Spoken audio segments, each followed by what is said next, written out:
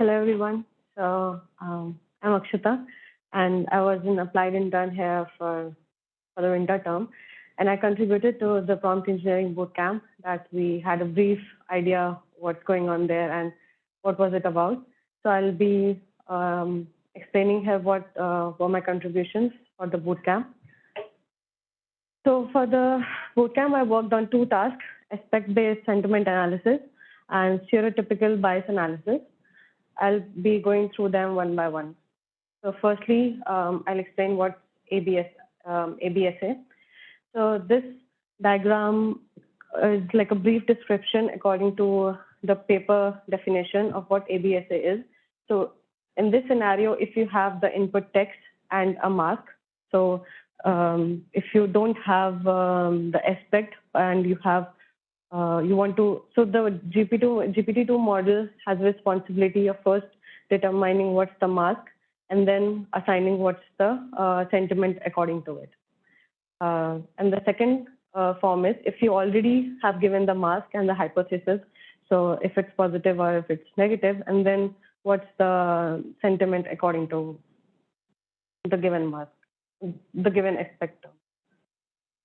So I'll now just in very briefly dissect what's ABSE, and if you want to dissect into subtasks.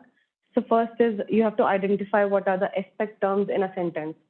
So I'll be showing some of the examples later on, like what kind of sentence can come in and what can be the aspect words in those. And then the next thing is we need to determine the polarity in the sense if it's positive, negative, neutral, or conflicting for those each term. And then we further also have the categories, for example, like price, food, like the major top categories within those terms, and then giving those polarity, identifying the polarity for those categories. So for this task, I'm not sure if it's clear, but we use two datasets, laptops and restaurants, that has reviews for the laptops and restaurants from about, it was 2014, if I remember correctly.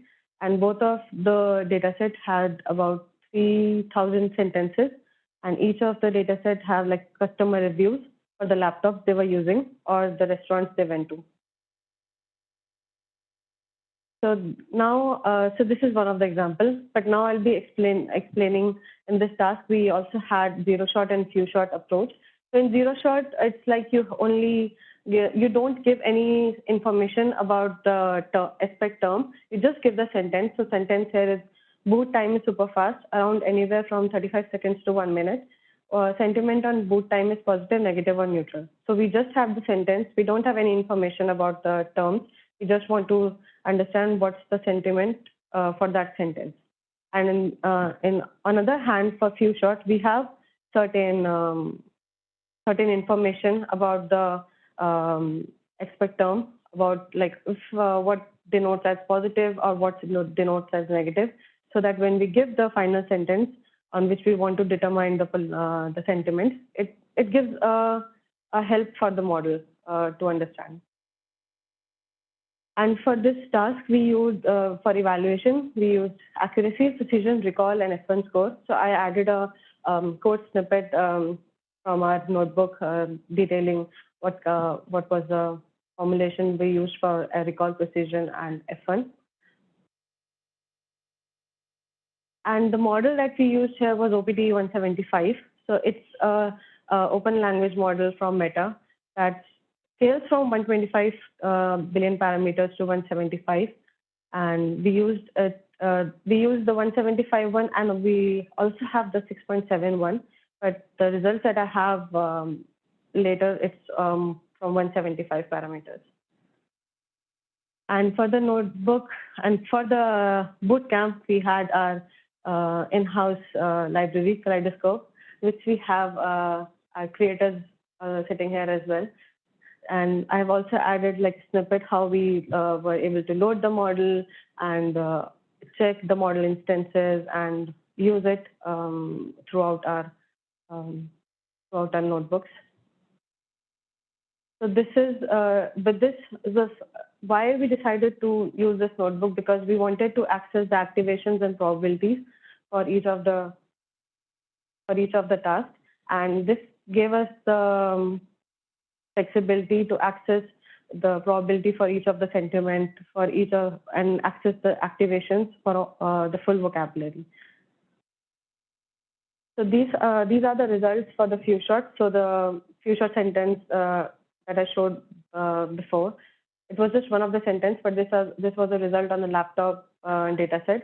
And here we can see the accuracy and confusion metrics and how it's performing for each of the label, positive and negative.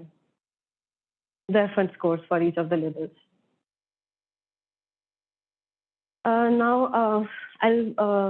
So there are certain future steps or challenges that I found interesting. My background is from vision, so most of the challenges or future steps are related to vision.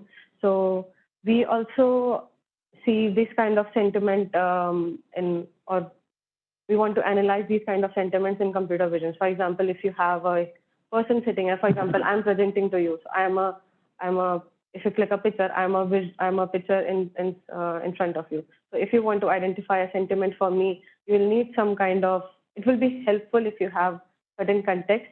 If I'm presenting or something, then it would help the model to understand what's the sentiment for my expression. So it's kind of fusing both the modalities, text and vision, that I'm doing in my research back at my university. So I'm an applied intern and also a master student with Professor Graham. So my research, that's why it's kind of linked there as well. So in the next task that I worked on was stereotypical bias analysis. And in this task, so we were mainly trying to understand if we have a data set which represents certain groups or certain biases, then how the model will perform according to those sentences. So if it's to be fair, the model shouldn't be biased, but it is for now. So for this task, we use a crow pairs dataset, and it had. So I have an example of what kind of biases and what kind of sentences are there in this dataset. So it has around like 1,500 sentences, and it spans across race, gender, sexual orientation, disability. So in this dataset, there are like two sentences, and one is stereotypical and one is anti-stereotypical. One is stereotypical and one is anti-stereotypical, and we want to see how the model is biased toward which of the sentences. But this dataset also has its certain limitations. For example, it is very limited. It's only covering 9 types of biases, and as we are progressing, there are like, if you are considering apart from the United States in multiple languages, there are other kind of biases involved if you go like international. And it's the ground truth is, because a human created this data set, so the ground truth is still dependent on how human is treating the stereotype. So it's, if we, for example, consider the advance of like ChatGPT or GPT-3 models, now it would be good to see how the stereotypes are understood by a language model and have kind of that synthetic data along with ground truth data. So for results, the left one has the results from the paper where we try to compare with GPT-3 and OPD175. And the ideal score should be 50, but it's as we can see, it's not, and there are certain changes to it. And the right one is from the one that we used in-house, the OPD175. Here, if the stereotypical and anti-stereotypical is the one that I was mentioning, that there are two sentences, and we want to see which sentence the model prefers more. So that's why I dissected it to show scores on both sentences. So it's on all the 9 biases that are covered in the dataset. So for challenges and future work, so we need to develop more ideas that can reduce social biases in the models. And also, if we can, the other thing is we could fine tune on a data set that is overpowering certain representation or certain biases, so that when we fine tune it, we don't lose the information that we had before, but we still improve on the groups that we were performing very badly. Thank you all for listening to me, and thank you, David, for bearing with me during the time, because I was learning all this NLP stuff from the scratch, so it took a lot of learning. Thank you so much. If there are any questions,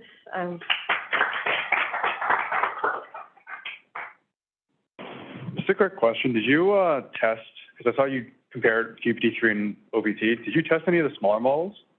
No, we didn't check the smaller ones, but for the right side results, I checked for OPT 6.7 that we have in-house.